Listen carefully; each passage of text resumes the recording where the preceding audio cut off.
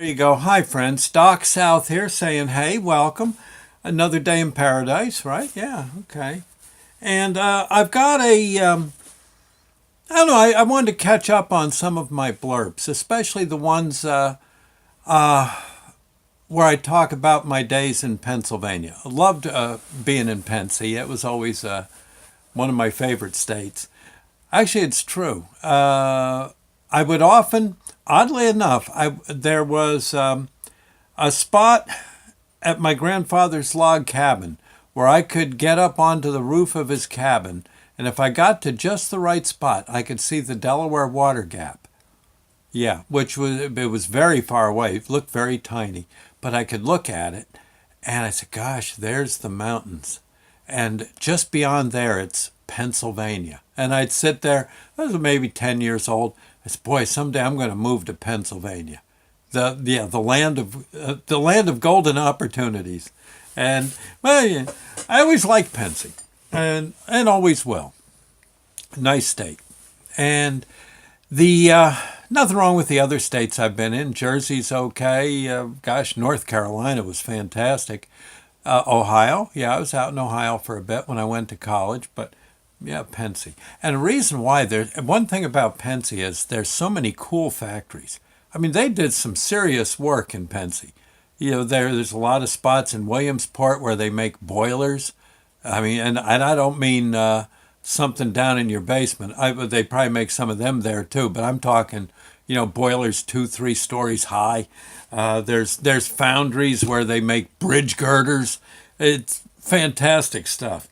And I had the honor of going around calling on many of these places, checking their boilers, testing the water and stuff, and advising them how to keep the boiler healthy. And there was one spot near Whitehaven, Pennsylvania. That's an exit off of Route 80. Oh, about I'm guessing about 100 miles west of the Water Gap exit. You'll see Whitehaven, and you not Lockhaven, Whitehaven, right? And you go in there. I think the Lehigh you there's in fact I think the Lehigh River goes under Route 80 at that point. A fairly high up bridge. You can look upstream, and there's Whitehaven looking. Yeah, you can don't blink. It's yeah, you're gone. I used to see actually. I remember one time in Whitehaven actually seeing a freight train stop along the Lehigh River. It stopped, and the guys, the crew got out, and they went to a luncheonette and had coffee and a burger and got back in their train. Yeah, it was that. Yeah, it's that kind of okay, that kind of town. And so but there was a factory there. I can't think of their name, and I don't think they're there anymore, sadly. But it was a foundry, right? These people made big things out of metal, and I do mean big. And they had a boiler that needed checking, so I went in and I entered, said hey, and so I'm here to dig the scene there on your boiler there, Daddy-O. And they say, yeah, okay. And they showed me where the boiler room was. I'm testing away, and there's a sample I had of boiler water I had to collect from more within the bowels of the factory. And I said, yeah, you have a condensate return tank. What somewhere? They said, yeah, it's on the other side of the foundry and then downstairs. Enjoy yourself. Just be careful. If you hear a siren or something, just pay attention to the guys in the metal suits, the reflective suits. Whatever they tell you to do it and do it fast. Okay, I said, yeah. I said, what? They said, well, they're getting ready to pour some steel or some iron, whatever, something molten, and you don't want any of that dripping on you. I said, no, I sure don't. I said, but you're going to do that, huh? Yeah. They said, sure, you can watch that if you want. Just get, just off to safety. Okay. Don't be under the bucket. Okay. And I go down there, and they got this overhead bucket going across, and there's stuff coming out of it. Oh my gosh, sparks and stuff. And like he said, the guys in the metal suits are like, hey, yeah, they're doing all the stuff they do, and this was a bucket, about the size of say two garbage cans. It wasn't, one of those where you could fit a whole, whole train in there. But the metal was sure hot, and they told me, the guy, pulled off his hood and said, "Hey, look, yeah, get over to the far corner. Stay over there, okay? You'll be all right over there if something goes wrong." I said, "What kind of job where every day something could go wrong?" He said, "It's my job." He says, "So we're all right. Just get on over here. Far corner. All right, you got it." And he goes, puts his stuff back on. And they pour this blob of metal. Oh my God. Everything sparks and stuff. Oh my heavens. Flame. Guys running around, making sure nothing's burning down. And I go down and I say, "Wow, that's cool." The guy says, "Well, it's hot." "Yeah, it's not cool. Nothing cool about this." Okay. And so anyway, so I go down in the basement after all that. Of course, I check first, make sure there's no molten metal down there. And but I go into, I'm walking around looking for the condensate pumps, and all of a sudden it hit me. There are all these wooden carvings, life size, of things like gears that would be on some humongous factory, maybe 6 foot in diameter and maybe that thick. There were there were ship screws. Yeah, it's what you would use. Yeah, what would propel the ship? A propeller for a freighter or a battleship or something.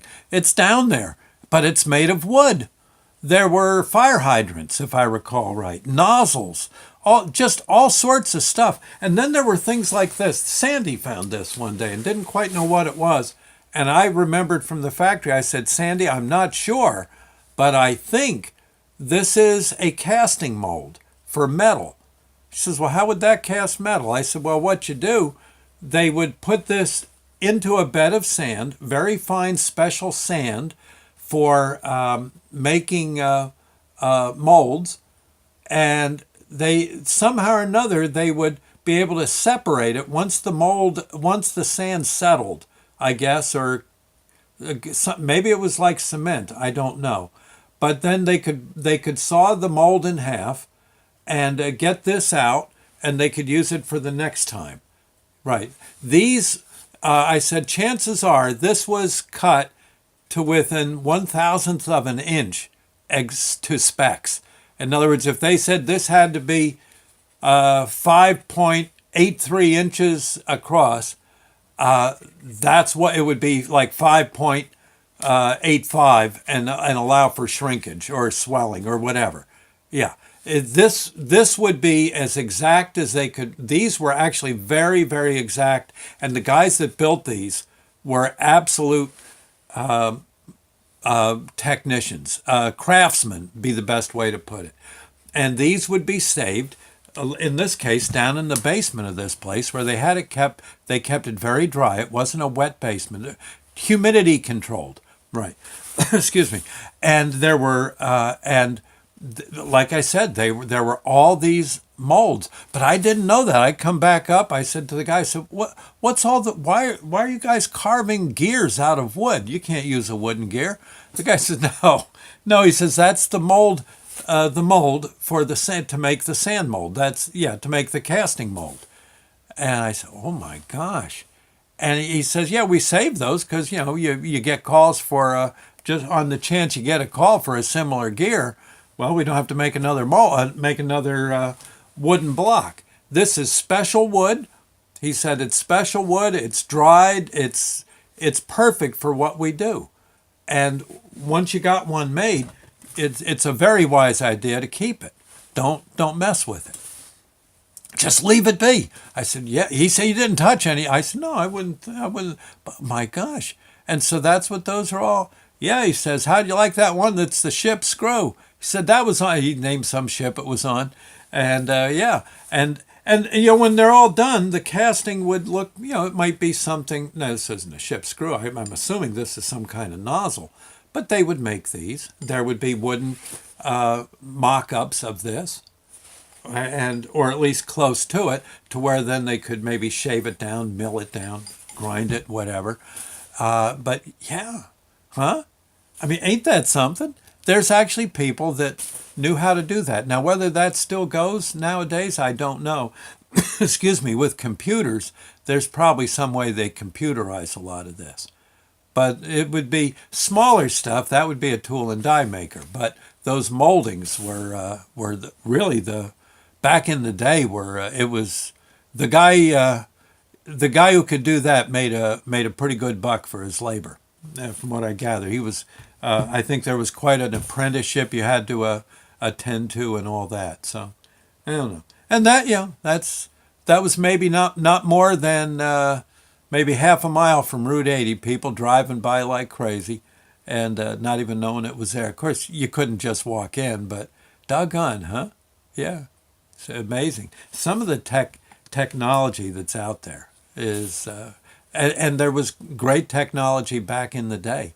This plant, I imagine, might not even be open anymore. I know where it is. I should drive over there some when I'm out that way and see if they're still dropping molten metal into molds. I imagine they are. I hope so. Anyway, it was a pretty good paying job for the guys in that neck of the woods. Anyway, okay. I'll see you later, friends. Thank you. And yeah, I better put this back on the shelf. This is one of Sandy's cool things. Yeah, this is a keeper. She was actually thinking. I think of what am I going to do with it? Yeah, it's just a hunk of wood. I said, until I explained, and I notice now she's keeping it, which is good. Good. Okay, we'll see you later. God bless. Bye now.